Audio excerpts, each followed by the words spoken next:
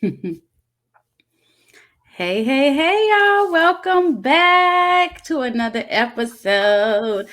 So, today is a super special day. If you've been following this entire month of March, you know that we have been highlighting here some amazing stories from other women in business and mamas and just the amazing womanhood that we have going on in the world in this day and age. I think is super dope. So we've been highlighting excuse me, ooh, my voice is going, highlighting other women throughout the month of March, because if you don't know, it's International Women's Month 365, but we'll take this month and we'll highlight it. And today is actually International Women's Day. So big shout out to all of the ladies out there all around the world. Give a shout out to your ladies. Drop them in the comments who you would love to show some love to. We would love to see them, hear them, and be able to check out those women that you are crushing on. So, we got another episode, y'all. It's going to be good. We have Miss Lynn here this evening. So, y'all, drop in the comments where you're watching from. Say hello. Just in case I forget, make sure you grab that YouTube link out of the comments. You can catch all of this month's episodes plus all the ones since the beginning of time. Make sure you like, share, subscribe. Tell all your peeps that we're here because we would love for you to join in on the conversation. All right, let's get this thing started. So, Lynn, we would love to hear more about you, what you do. Just give us all of it, all the real. Awesome, awesome. Thank you. Hello, everyone. Nice to meet all three of you virtually. Hopefully, one day we'll have the pleasure of meeting in person besides Dayna. So Yes. I'm currently at the moment at my hometown in Panama City, Florida, visiting my mom. So my sons can spend some time with grandma. So I have two toddler boys, a 2-year-old and a 4-year-old. So my days are full for those also who are parenting and doing the motherhood thing. I'm super honored, excited for our conversation. I followed and watched some of you all's videos and very much appreciate the time and space. And definitely Women's History Month, or Women's in general, Women's Month, like you said, should be 365, right? But there's one month we can really attempt to honor and recognize women who do great things in the world. All right. So a bit about me. My name again is Lynn. I am a financial educator and licensed financial professional. My mission and my goal is really one, to bring financial education and literacy through education and workshops, really to ensure that all of our communities have the right solid financial foundation knowledge to really how to build, protect, save, earn, grow, accumulate, but really more importantly, how to really begin to live the life of their dreams, right? And planning for that, super crucially important, right? So I've been doing this set of work for about 2 years now. Former to that, I spent 10 years at the University of Michigan doing diversity education work. So education has always been at the core of who I am. And the lens I engage my work is really with the social justice lens, right? How are we creating equitable spaces for all of us to exist and thrive at our best, right? In whatever field that I'm lucky and fortunate enough to be a part of. Yeah, so that's what I'm up to these days. Easy question.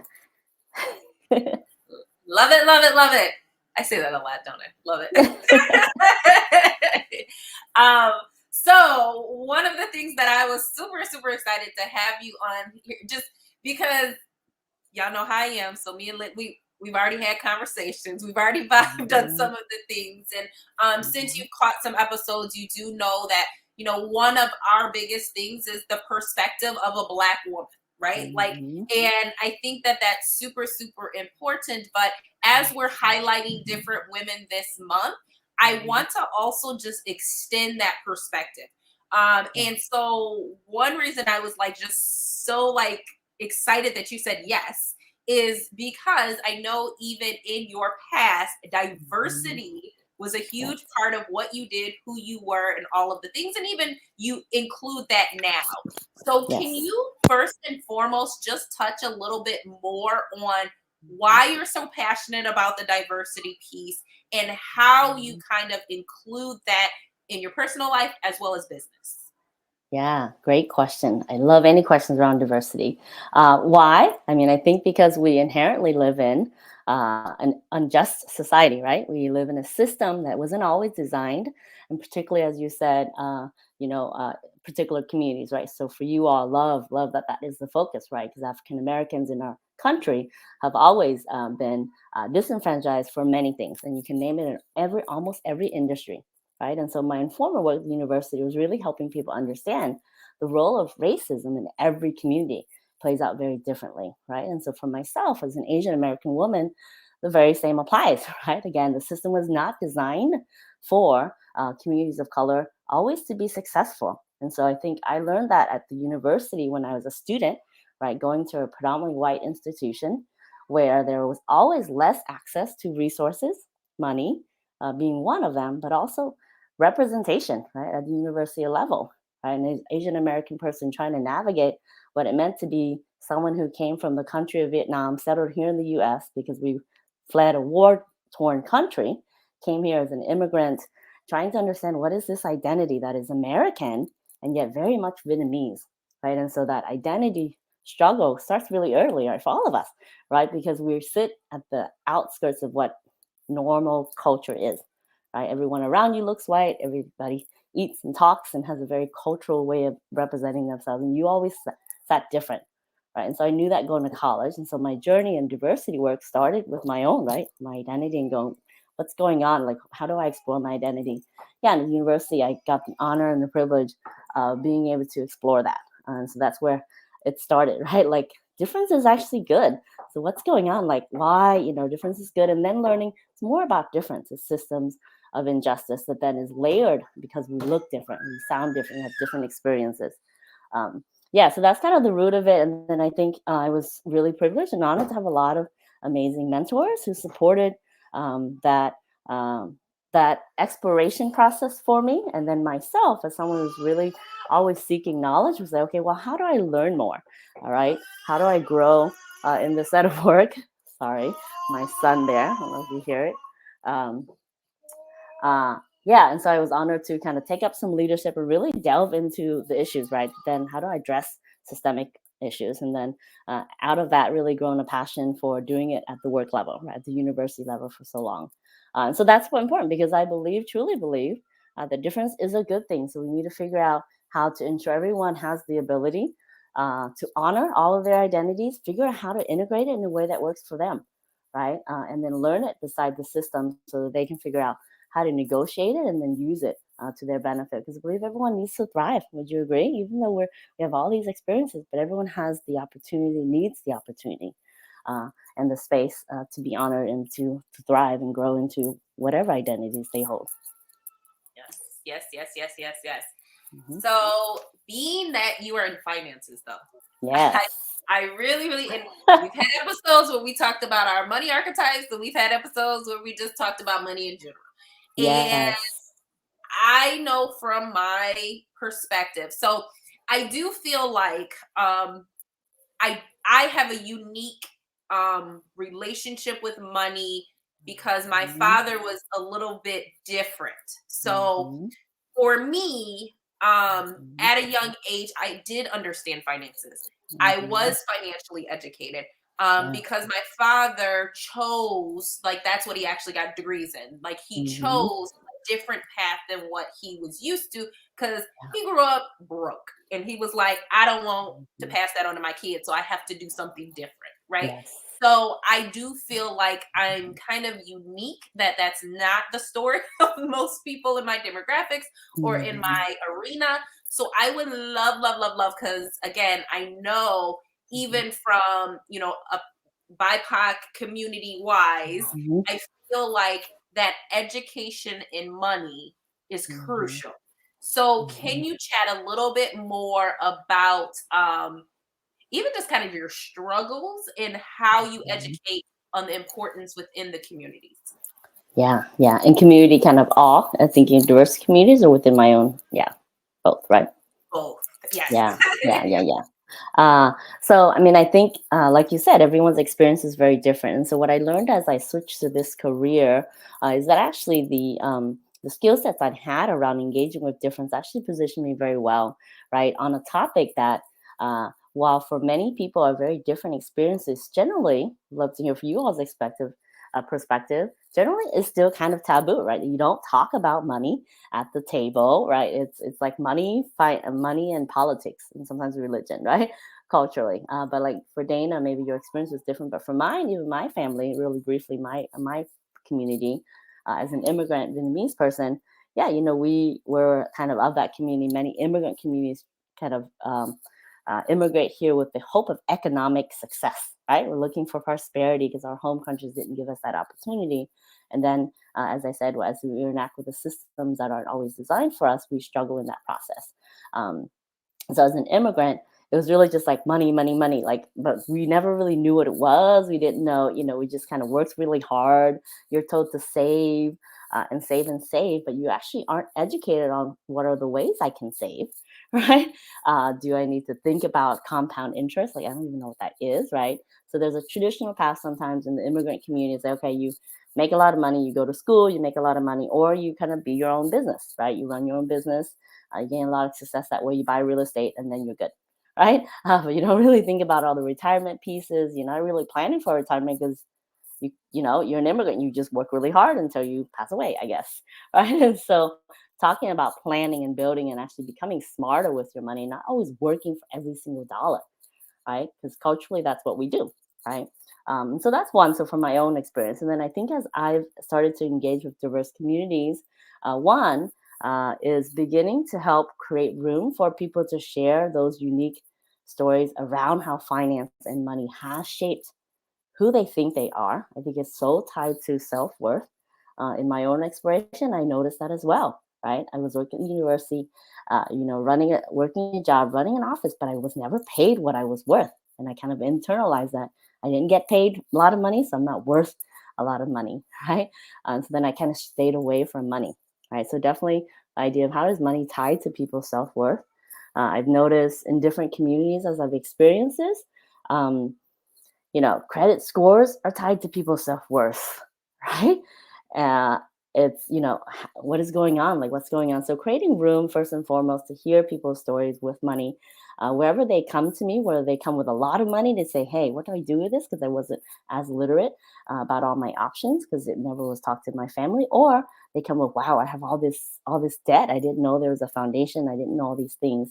And so for me, it starts first and foremost starts there. So then we can unravel for them. And then to say, because I believe you have to create a room for people to be open to learning.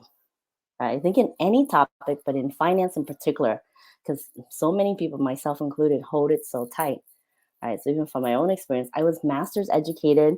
I am master's educated, had a good university job, but I actually wasn't really earning all that much. And so as a result, I didn't even really have that much left over. And so I felt a lot of shame. Like, how could this be? Right? Like I couldn't even share, right, my financial journey that I was struggling when I was struggling. Right? And so I've discovered a lot of people sit in that struggle and it's hard to kind of unravel. So I think it starts there for me. And then we create room for education, right? That is rooted in trust building first is kind of my perspective and how I engage in the work. Does that make sense? Yeah. Yeah. It makes Did a I lot. answer your question? Yes. So interestingly, a little while back, I was having a conversation. And again, if you guys check out the money archetype episode that we did, because this will kind of be unique to my archetype, just because who I am. I am a maverick, being one of my archetypes, and what that means is I have a love-hate relationship with money. Like, I realize that money has a purpose, and the only reason I will move and be motivated to get money is if I know that I'm going to use it for this purpose, right? Mhm. Um, with that in mind, I feel like there are a lot of, to your point, like misconceptions around money that Mhm. culturally we get, like money is the root to all evil, or money doesn't grow on trees, and it actually blocks us from Yes, even getting to that place where we can be prosperous or getting correct. to that place where we can be successful. So, Lynn, from your perspective, especially with you coaching and you Mhm. working alongside women, I'm sorry, you might work alongside men too. I'm just assuming you work alongside women, but I apologize. So yes. um, working alongside your clients, Yeah.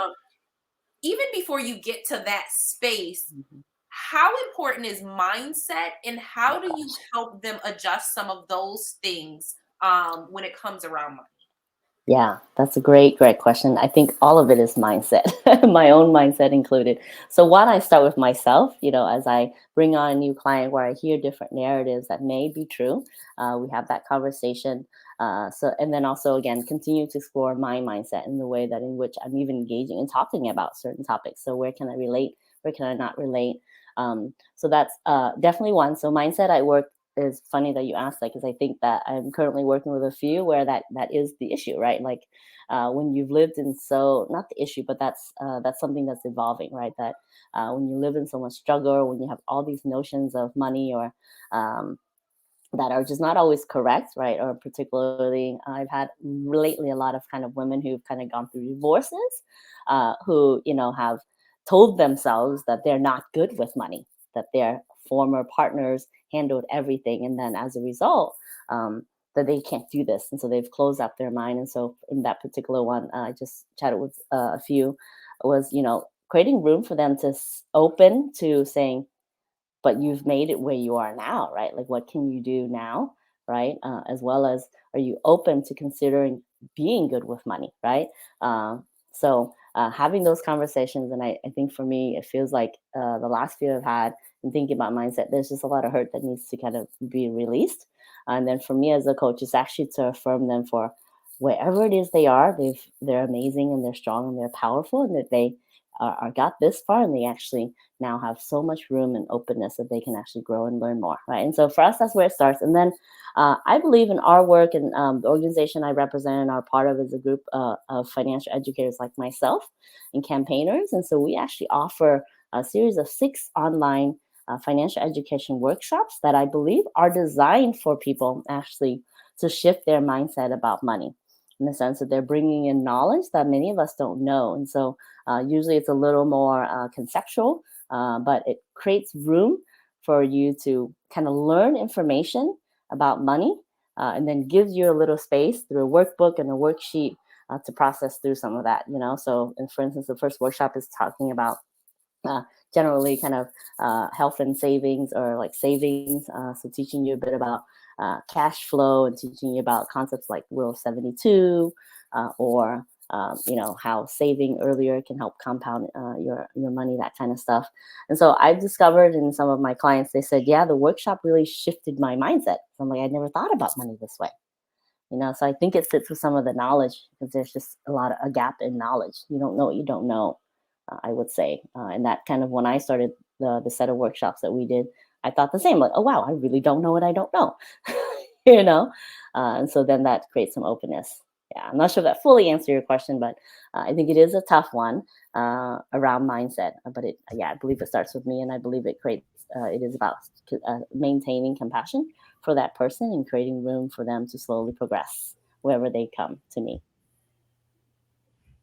Well, since you ended on that note, and because Hmm. Dayna asked the question that I was thinking, I was like, okay, I gotta ask this, because for me, um, it was a whole mindset thing. Lots of different things played, and I know we did the money architect. Like mine was on point. Like I was like, hoard this thing. Yes. I'm not taking risk unless I know what the outcome of said risk is going to be, because Yes. I'm not playing with my money. Like we're not Me we're too, not Tameka. doing that. Me too. Like we're not doing that. But it, because it just was, I had a fear starting my own business. There was a Yeah. lot of stalemating because I was afraid to make money. Point blank period. Like I was like, there was Yeah. a threshold that I didn't want to go over, because it meant all these other things, right? Like now I Mhm. have more responsibility. Are there going to be more people in my face? I don't want to deal with those kinds of things. So I'm just not going to make the money.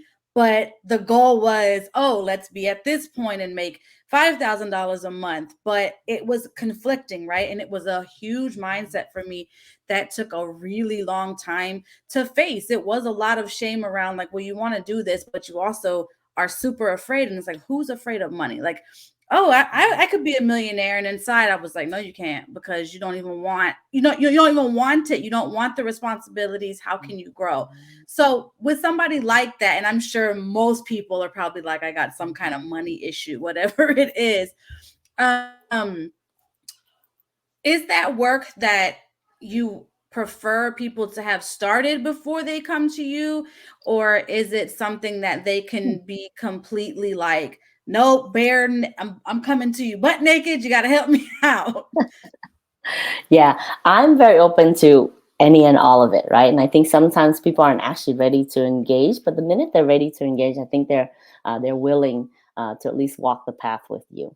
And so, yeah. So for me, I think it's having conversations until they really kind of want to make a commitment to themselves. So I mean, you can't get anyone to go anywhere until they're ready to go, right? But even when they're ready to go with you, that does not mean that they have arrived where they have wanted to arrive, and myself included, right? I've not arrived where I want to arrive. Like Dayna was saying, I think even with money and shifting this gear, this career, my sister's like, what? This is what you're doing now? She was so confused because for so long, I was like, I don't want money. I don't need money. I'm going to go education. I'm going to go, I'm going to work at the university, do these noble things, serve people, and that's all I need. But I discovered over time that it wasn't the money that I was, I was, I just wasn't willing to accept it. I was like, I don't need it, because I just never saw good models of how successful people with money could do great things, right? I thought that I could never possibly achieve that level of financial success, and that I would kind of stay this one route only, right? And so I would be open to that. Yeah, I think it's a journey. So I definitely welcome people at any point in their journey, and knowing that I too am also in a journey. Yeah.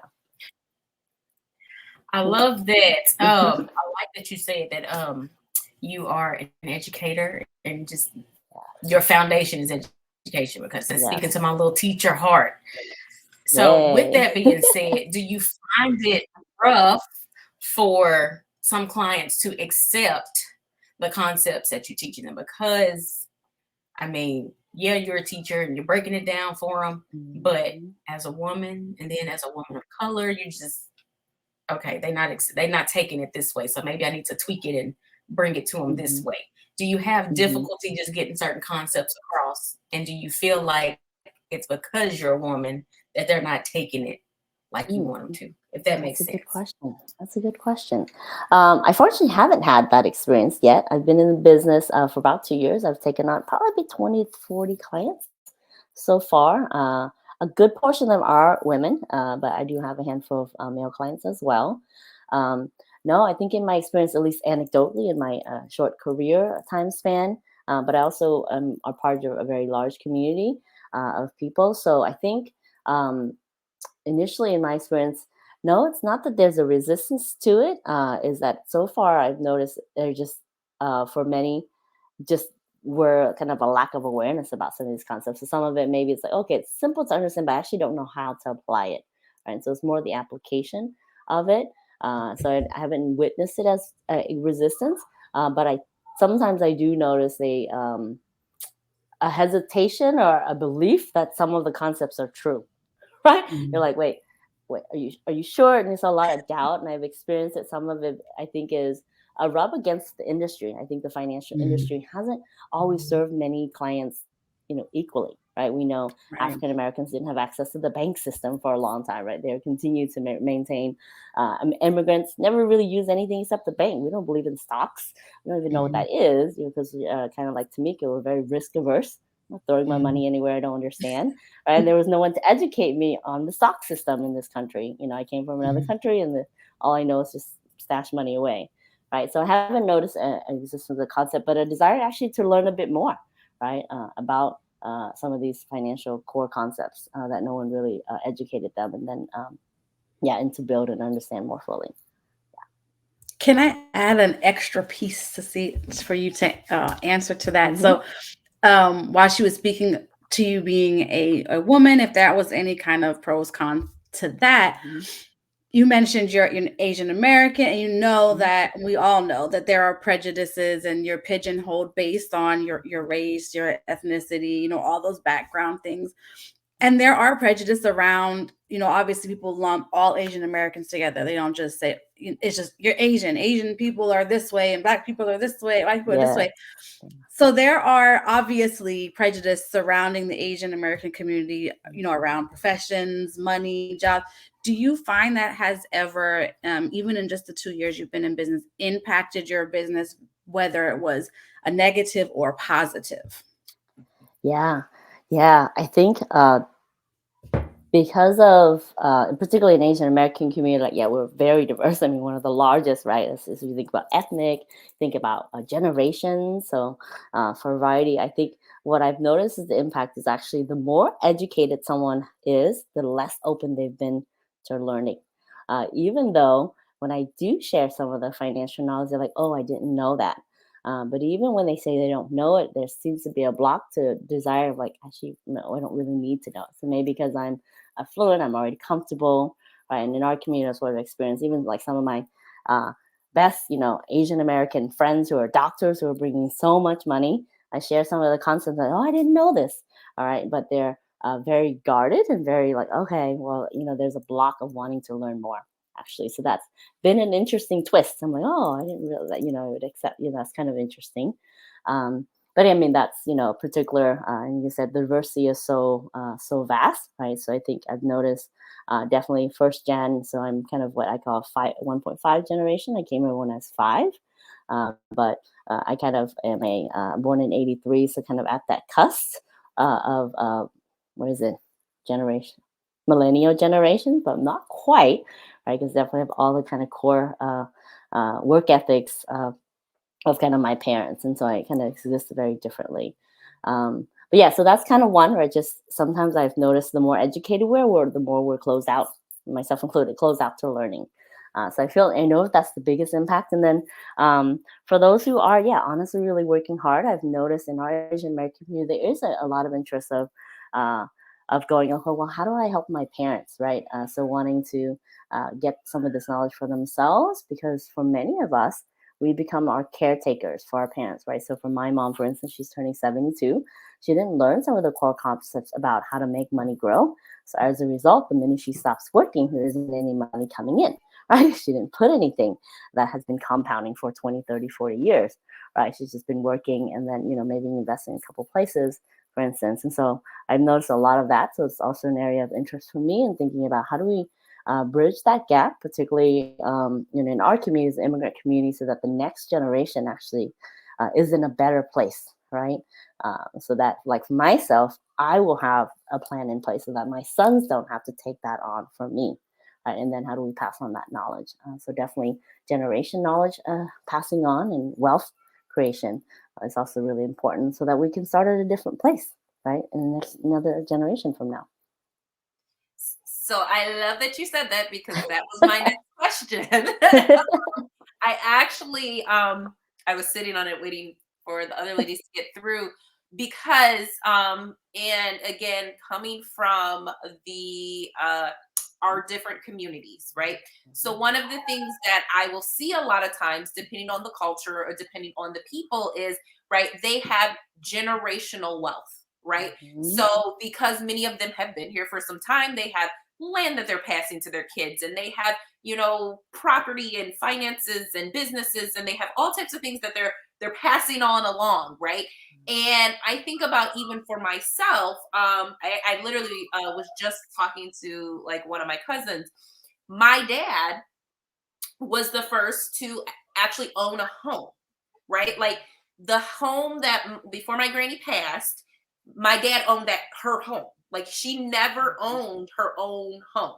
She never owned in general anything of her own, right? Because back when she was trying to get property or do certain things, you know what I mean? Because of the way the laws were, and us being disadvantaged, it wasn't even a possibility. It was just not something that she could do.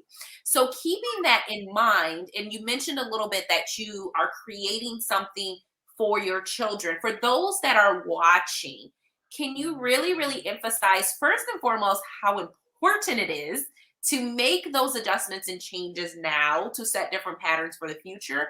And then also, what could that even look like? What are some possibilities that people can use in order to do that? Because maybe like our generation, like we weren't really taught on it or we weren't educated on it. Can you speak a little bit more on that? Hmm. Yeah. So one, I think the first is really having a healthy space kind of in your familial family to talk about money, right? To the role of it, kind of your view on it. What is the perspective of money plays? I think so. I think I know for me that was first. Even in thinking about my own reflection, I wish there was more engagement around money, just besides just money for the sake of money. I mean, because like we were always talking about money in my family, but as a result, actually strayed away from it. And then even when I was in financial stress, I'm like, I don't want to deal with it. I don't want to deal with it, And so in some ways, I really, so I think that's one, creating a culture early and young, where you talk about the value and the role of money, um, just so that, so you aren't so easily play into this, that money is bad, because it isn't, right? And the money is just like anything else, another tool we use to create or do or contribute into the world the way we want it, right? So needing to shift that mindset, I think early is really important. Thinking about money, also, how do we help individuals think about money? Not always us exchanging time and work for money, right? How do we actually learn that money is again a tool that we can use, and when used properly, can do a lot of good over time, right? So teaching savings habit, investing habits, and then giving. I think building in, right? I truly believe that when we think about money, the more we give, it actually, so much of it actually comes back. And so starting those habits and teaching young people that early. Okay.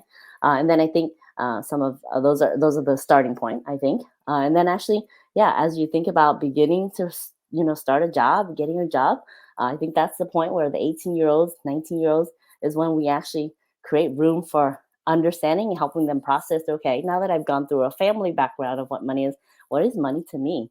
Right. So I think education needs to start there at the 18, 19, 20-year-olds, so they can responsibly use the money for various things in the way they need, and then learn the concepts of money early. Okay. And then to your question around thinking about kind of wealth creations, I think just learning what are all the different tools and ways um, to pass down generational wealth, right? And so, like you said, I think for me, as I came to and became a licensed professional, I honestly didn't know the different vehicles that were available to me, right? And so, getting yourself educated about that, understanding how every that vehicle in our U.S. kind of economic system has a way of being taxed, right? So, what does it mean to put my money in a bank account?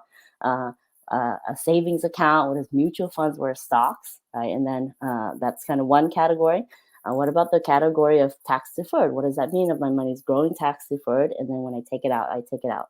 I pay, the taxes on that. And then the other category of thinking about tax advantage, right? And so there's categories. So I think for me, that's why I say to understand the education first, understand what are all the options and vehicles out there.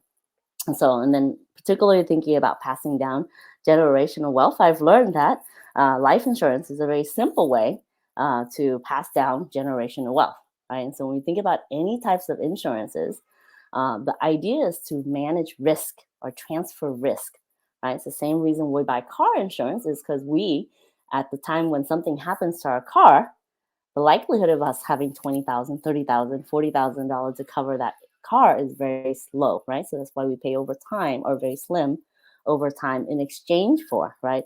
And so that's definitely an area that I'm educating my s'mores for myself, but very easy, right? Transfer of wealth that gets transferred through kind of life insurance and any type of life insurance, but really understanding all the different ones that are available to you that actually best serves you, actually. So it's a very simple, powerful tool that wealthy communities have used for generations. And we have been miseducated about it, actually, and have not used it for various reasons. So that's one that I've noticed, as well as actually, in addition to that, having all of your paperwork. It's when you think about being an adult, it's like, do you have your affairs in order? When people say that, I didn't know what it means. Is, do you have your financial affairs in order, as well as kind of all your wishes when the time comes for you to leave this earth, right? And so ensuring that people have some of those protections in place, right? Because the law isn't designed for things to pass down automatically, right? So much wealth that you build, if you don't have the right foundation at the bottom to protect, that's why we say protection is really core. Um, when you have all of those pieces in place, your family may not get or reap some of the things that you've left behind, right? Um, yeah. So is that helpful? So just starting thinking about the different tools and ideas and vehicles, and actually understanding it, right? Understanding where it sits, where you are, and how you might leverage different ones out there.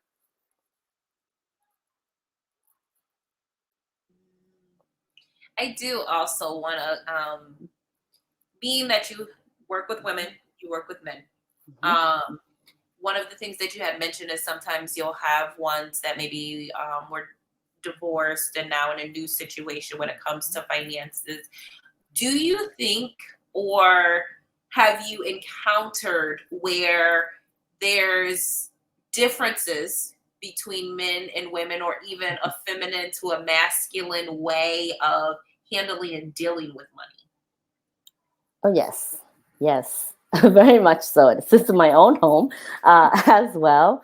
I mean, I can't generally pick it, but I mean, I think there are, I've noticed that, yeah, I mean, it looks very different, but sometimes I've noticed some of the trends is men are very analytical about money. It isn't tied so much to feelings or emotions, whereas for women it is, right? For me, money is my ability or to have a lot or not have a lot connects to my emotions a lot, causes me a lot of stress. Where for my husband, for instance, he's like, well, more will just come, right? It's like, it's fine if I don't make it, I'll just go to work tomorrow, right?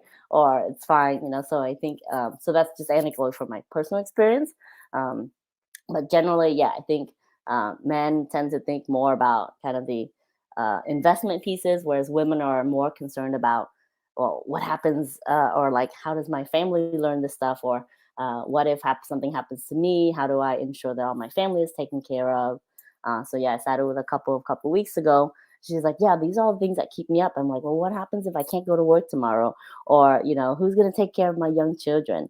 So we're more concerned, women I see, to take on that caretaker, that we have responsibilities, right? Tameka, you sort of alluded to that. Decided that I don't want more wealth because I have more responsibilities. I think we tend to see that. We see money as a tool for us actually to do more and be more. Would you agree? I think that's what I like. I've always noticed that money is a tool for me to do more and be more, but I've always been closed to, yeah, that money is kind of those kind of Christian values of money is the root of all evil, and I don't want to be evil, so therefore I don't need money. Then I learned that, dude, I can't do anything good in the world. Not can't, but some of the things I want to do, I cannot do without some of the resources. Yeah.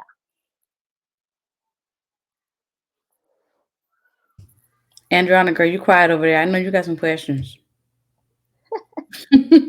No, I'm just taking it all in. I'm one of those ones like, um, I need money, I want money, but shoot, it's overwhelming.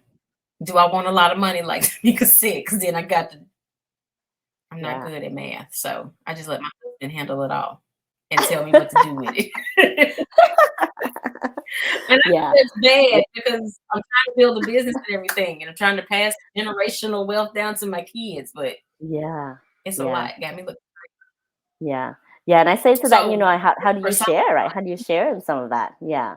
Don't give it all away, but how do you right? share For in that somebody like me, like, process? Yep. Mhm.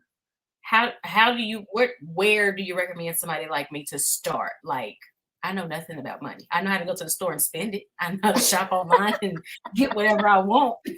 But just to like be financially, I say literately, so to speak, like where would you Yeah. recommend someone like that to Yeah. start? Yeah. Well, to start with, the free workshops that we can offer is one for sure. But also, yeah, I think one, just starting to open up. I don't know where you are in your process of even opening up to others. I don't know if this friend group or there's certain people you're comfortable with, right? And so I think doing that exploration, and then as a couple, creating room and conversation for that. So it's totally okay that you can delegate the finances as your husband's thing versus yours. In my family, it's my thing. My husband could care less. He's like, just tell me what to do. Okay, you have a savings plan for us, tell me how much to transfer. It's totally okay, right? But I think for me, when I teach now in a couple, or if you're or with someone, actually to both of you at least to know some of the essentials, right? Like, where are there certain accounts, like where does all of our money sit, so knowing that, so you're not completely in the dark, right? So when something doesn't, something goes wrong, or even again, just how do you make decisions together, right? And just deciding which decisions whose, but actually knowing what decision was made. I was actually in a money talk that was hosted at someone's house. We had about 30 women. We got into this very important conversation. Yeah, that's okay. Again, it's okay if you're not the finance person in your family, but at the minimum, you should know where things are, you know, in the event something does happen. Right. So being more knowledgeable. And then I think for myself and my husband, I think ensuring that he attended some of whatever education, the workshops that I attended, so that we have the same knowledge base, right?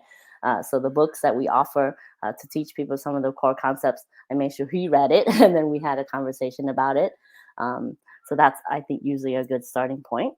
Generally, for us, the content, we believe, because the finance industry can be very convoluted. There's a lot of noise out there, right? There's a lot of people all over the place talking about a bunch of different things. Everyone has a different strategy for you. Everyone is against each other, right? And so we believe it actually it starts with getting yourself literate and educated first, and then grappling with that conversation alongside a professional who then can help you guide and shift you and get solutions in place for you. Yeah. I love that. I love that because I think my husband and I are very different because he's like what you're saying. Your husband is just like, just tell me what I got to do. I'm gonna go get it. Oh, okay. So we need to have an additional 3,000. All right, just give me a second. I'll be back. Uh-huh. And I'm like 3,000. Like, okay, let me. What can I stop doing to get it? Like we're totally different. Yeah. And he'll take huge risks, and I'm just like, just don't tell me about it. We'll talk about it when it's over and said and done with. But a lot of his drive does come from things that have happened within his family and culturally. And so I'm just like, no, Mm-hmm. we're not going to do that. But I know there are a lot, definitely anybody asking, we'll drop all of Lynn's links so that you can get into any of those sessions that you want to see and get those questions answered. But before we let you go, it's kind of piggybacking off of what Andriana said. We do talk a lot, and I'm glad that you brought it up, and having that diversity education and bringing that into your financial literacy, I think is so dope. Because personally, I don't know anybody. I've met quite a few financial people, and a lot of times you can tell by their teachings that it's coming from a place of like, right, what they've learned or what they were taught, and they carry that on through their education. But we do talk heavily in our episodes about how cultural situations can affect, like you said, your mindset, affect the way you move in the world, and also keep you back from taking steps forward into things. So not just for the African American community, but BIPOC in general, white people, everybody. If there is some kind of cultural situation, block that is holding them back, is there a way, or is there some kind of, I don't know, like network or app or something that would help people be able to find a financial coach that is going to be able to be inclusive and have that diversity, so that they're ready when they're ready to take that step to speak out and get the help? Because I mean, for me, that would be great too, like actually hearing that that's a piece of what you do. Because I can imagine how I'm hearing in my head, it's hard to talk to somebody that's not been in your shoes, right? And we're talking money, there is a lot of shame around that. So are there steps that people can do? Like, can you like interview financial people? Like, what would be your suggestion to anybody that has those kinds of cultural blocks and is looking for that understanding piece as they move forward into learning more? Yeah, that's a great question. I mean, I think for me and the organization that I work with, we consider ourselves revolutionaries in the industry, because we're trying to change the way the industry has served individuals. And so I think for us, as a result, how we've done that is actually we take a kind of a more grassroots structure to actually Mhm. engaging in communities, right? So bringing financial education workshops into homes, into community spaces, into libraries, right? Into spaces where people already exist, right? And Mhm. offering that education opportunity first. And so I think that's kind of just one shift, right? Yeah. To think about how do we go to the people versus having, you know, a brick and mortar and say, hey, come to me, right? Because Hmm. many people are very intimidated. And so in the way I engage, then it is, hey, you know, I am doing financial literacy work. If Hmm. that's a topic that's interesting you, I'd love to have a conversation. And I think when I engage with them, it isn't the nurture, okay, then, you know, this person is, needs me, right? Or that they have to be my client. But it's like, let me Yeah. just understand where you are, right? And so I think that has been very fruitful, and I've appreciated the way our organization has created that opportunity so that anyone actually can have a space to say, "Oh, okay," or have, you know, workshops are showing up in places that they're existing in, right? That they're Hmm. not as intimidated. There's so much on the internet. For me, as someone who isn't on it, Dayna's been trying to teach me and help me be better about how to be more present and visible, because I do believe I offer something unique and different. Uh, Yeah. however, I believe it's crucially important, whether it's with me or with anyone, that you start, yeah, getting yourself educated and then opening to the conversation with wherever it starts, right? So whether that is starting with a friend who, you know, if finance is on your mind, like, hey, you know, my friend actually talks a lot about money, or she's actually, I think she's very good with money. I wonder what she's doing, right? Like, or Hmm. asking. So I think creating that room for you to process a little bit more. So, like I said, for myself, I really didn't realize until I came to this industry that I actually had all these, you know, Yeah. messed up mindsets around money that has prohibited me from the success that I was always seeking, because I knew I could do way more for Yeah. people, right? That serving people should mean that I can actually serve and do well in the world as well, right? Hmm. And so I would say it starts there. I don't know if it fully answers your question, but I know, yeah, there are kind of quite a few different apps out there. Like I said, for myself as a business owner and trying to figure out how to be more present and visible so that people see representation, is I think that's the other piece. There's not a lot of representation, right? I mean, it's still almost 80% white, Yeah. like 60% male in their 50s. And so I think, I mean, those are the statistics still, right? Asian Yeah. American follow next, but at 8%. And Wow. then Latinos, and I think African American, and then a lot of the other groups as well are falling below the 5%.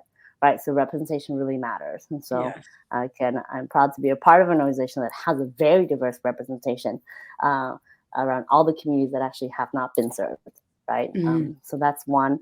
So being more present, I know for myself as a business owner, but that, yeah, like I said, there's so many free apps out there. I can't name them all right now, as there's so many, and I haven't used all of them. So Hmm. but there are a lot of apps for the DIY type of people, right? Hmm. A lot of different resources that are available. So I'd say start there to see kind of where what your friend group is doing. But I do believe you do need to seek for financial professional help, right? Yeah. Because even when you learn some things, um, it's really about, well, then how do you implement? So you do need a professional to help you implement, right? You know that you have to worry about all these things, but you need to take that next action, that next step Hmm. to get some things in place for yourself and your family. Yeah. So yeah. I So I'm love gonna do it. more social media stuff as Dayna's teaching me on. Yeah, data gets you right. Yeah. Absolutely, absolutely love that. It was amazing information. And I think that what you and your organization that you're a part of is doing is really dope because, like you said, those numbers are very, very vast and staggering.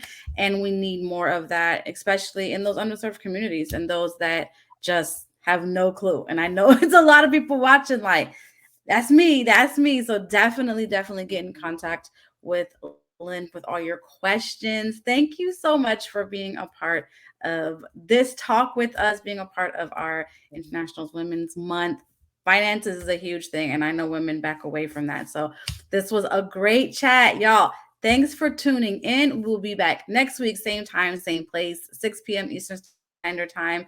5 Central. Y'all know what to do. Share, like, comment, invite all of your people here. Click that YouTube link, go and subscribe and watch this episode and any of our other past episodes back when you need it. We will see you next week, y'all. Bye. Bye. Bye. Bye, y'all. Bye. Oh, wait, did she end it or did she end her? I don't know how to stop it. Do you guys know how to stop it?